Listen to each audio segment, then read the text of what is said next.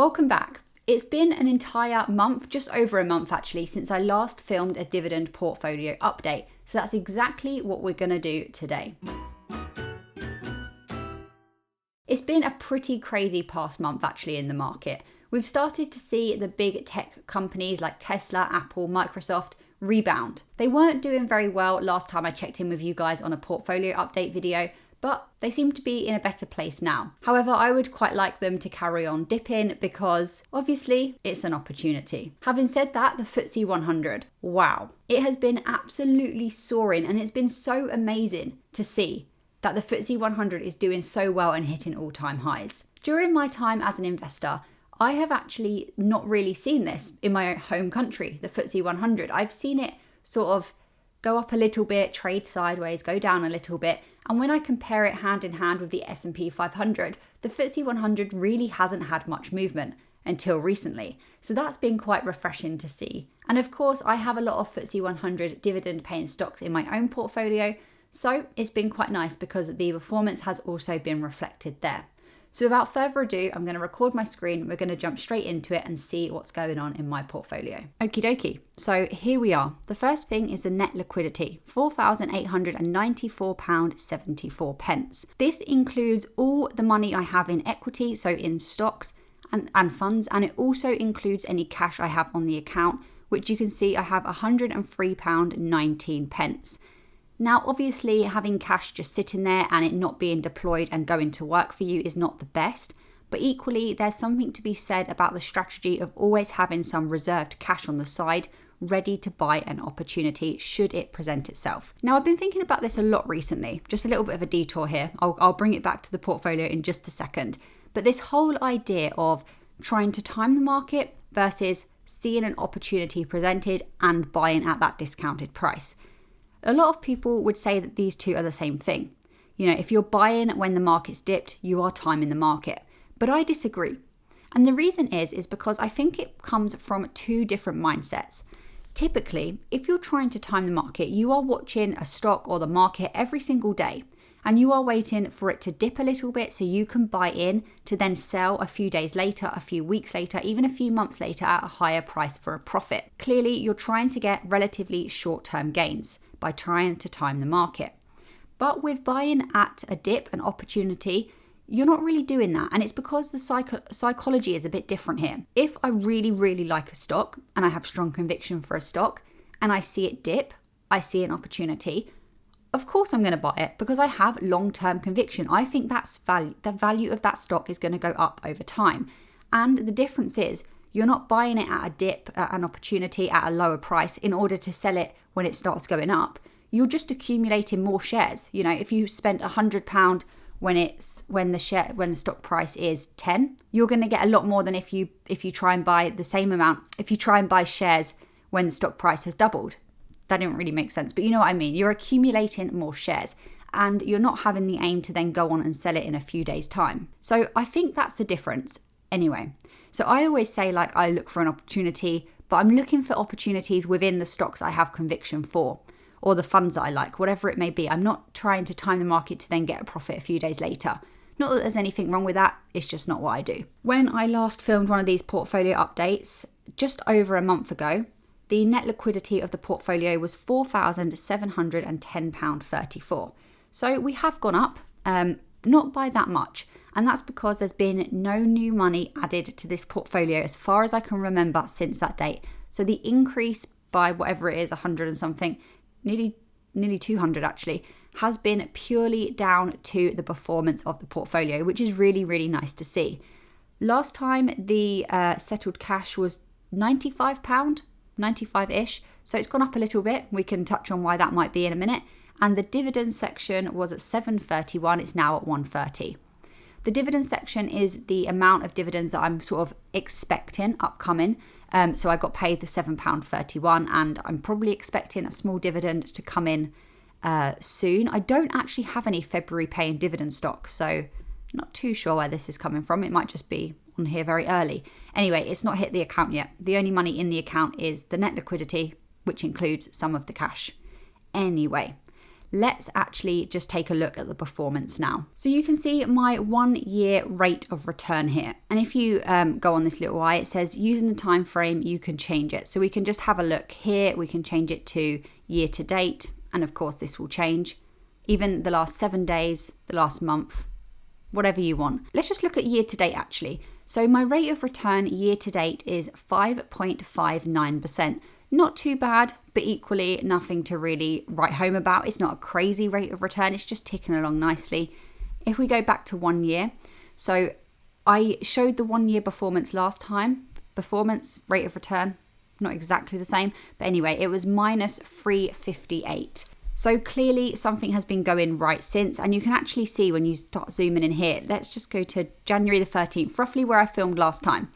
The portfolio has been slowly increasing since that date, and now look, it's just ticked over that 0.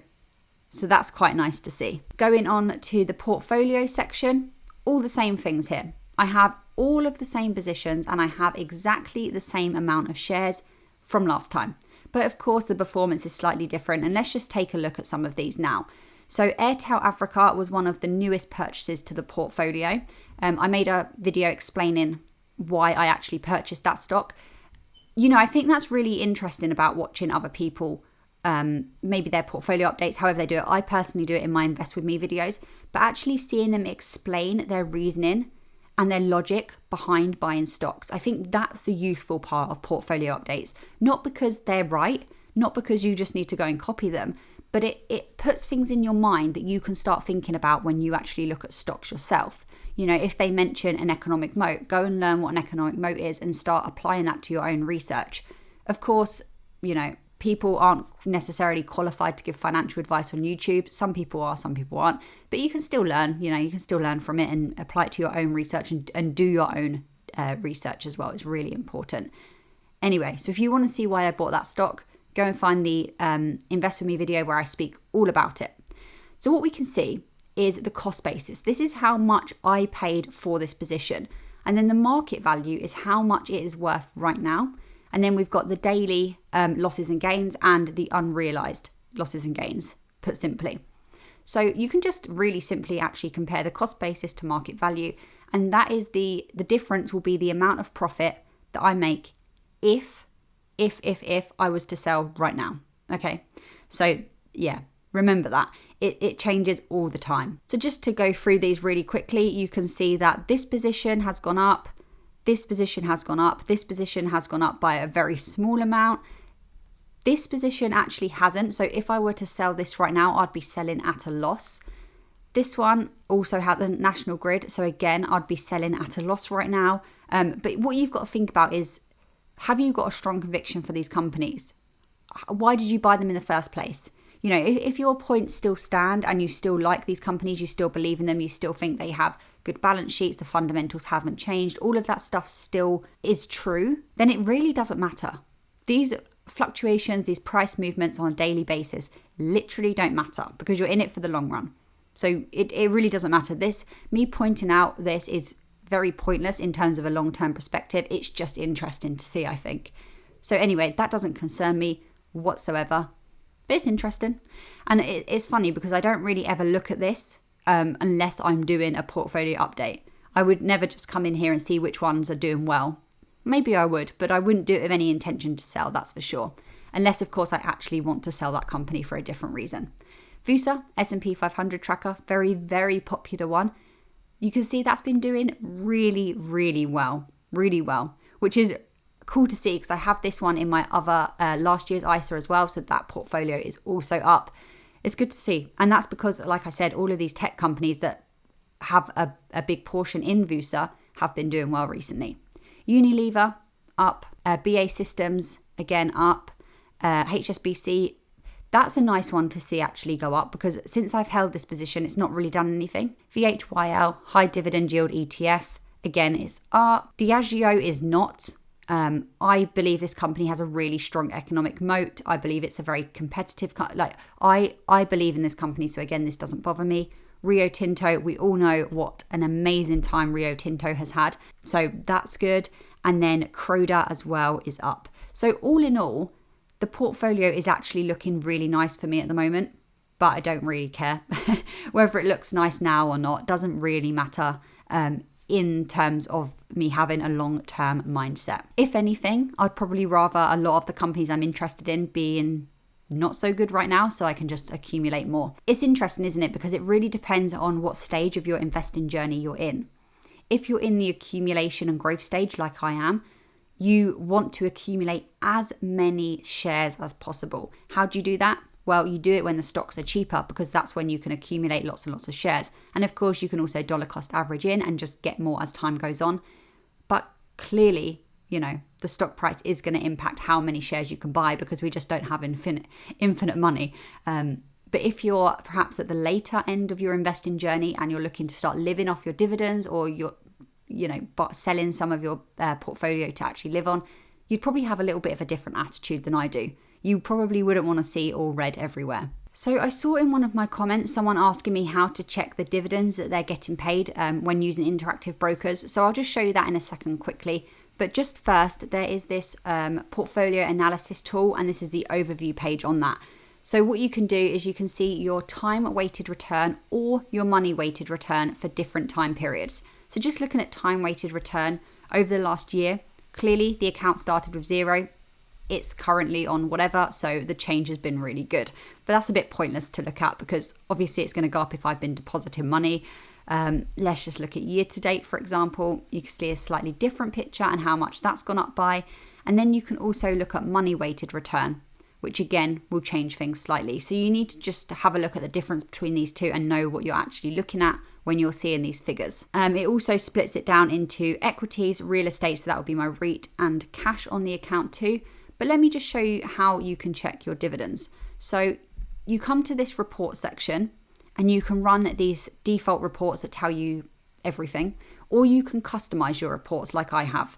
And you can literally make a report that tells you your dividends by just clicking the dividend box, and then you can run it, and then it will just pop up with the dividends that you've been paid. And this is really, really small. So these are all the dates that I were paid a dividend, the last one being on the 11th of the 1st. And then you can see what that was, National Grid, how much that was for, 731.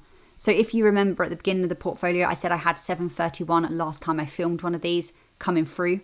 That is because of this. And then I obviously got paid that.